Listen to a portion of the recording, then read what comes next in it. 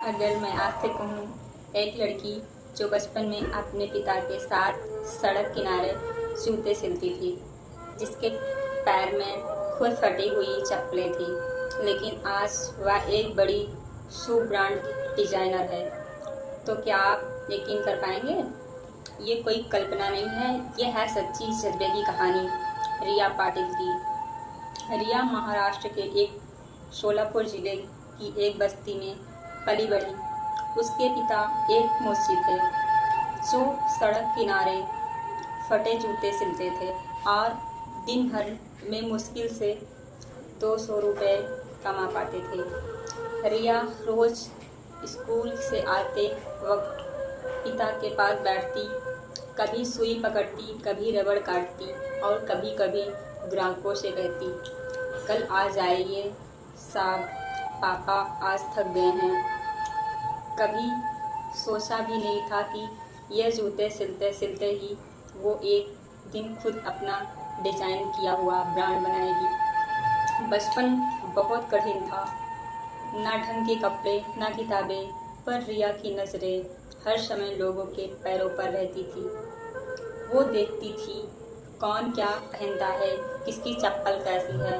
9वीं class में एक दिन टीचर ने पूछा, तुम बड़ी होकर क्या बनना चाहती हो? रिया बोली, मैं ऐसा जूता बनाना चाहती हूँ जो गरीब भी पहन सके और अमीर भी गर्व से। पूरी क्लास हंस पड़ी। पर उस दिन रिया ने एक फैसला किया, मेरे पैर की चप्पल भले फटी हो पर मेरे ख्वाब नहीं फटेंगे।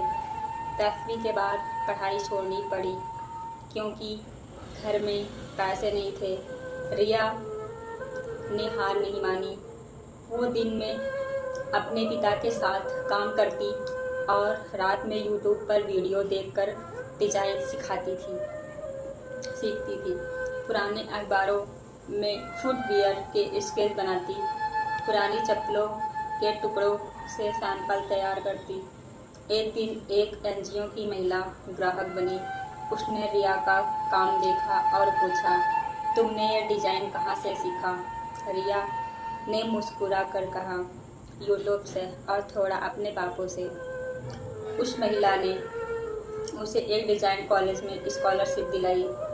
रिया ने वहाँ दिन रात मेहनत की।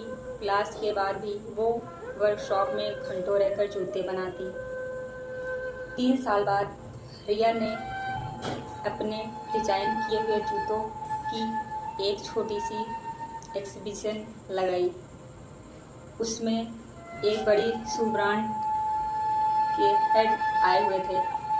उन्होंने रिया के काम को देखा और कहा, इतना इंडियन टच, इतना कंफर्ट तुम्हारे डिजाइन में कहानी है। और वहीं से रिया की जॉब मिली एक फुटवियर डिजाइनर की। आज रिया एक इंटरनेशनल ब्रांड के साथ काम करती है। उसका खुद का स्टार्टअप है। चलना है तो रिया वाले जूतों में। और हर महीने वह 100 गरीब बच्चों को फ्री शूज देती है।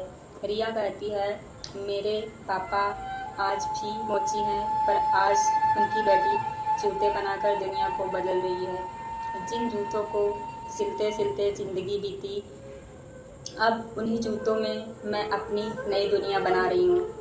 तो दोस्तों, कहानी अच्छी लगी है तो शेयर करिए, लाइक करिए, कमेंट करिए, स्नेहा ब्रांड के साथ जुड़े रहिए।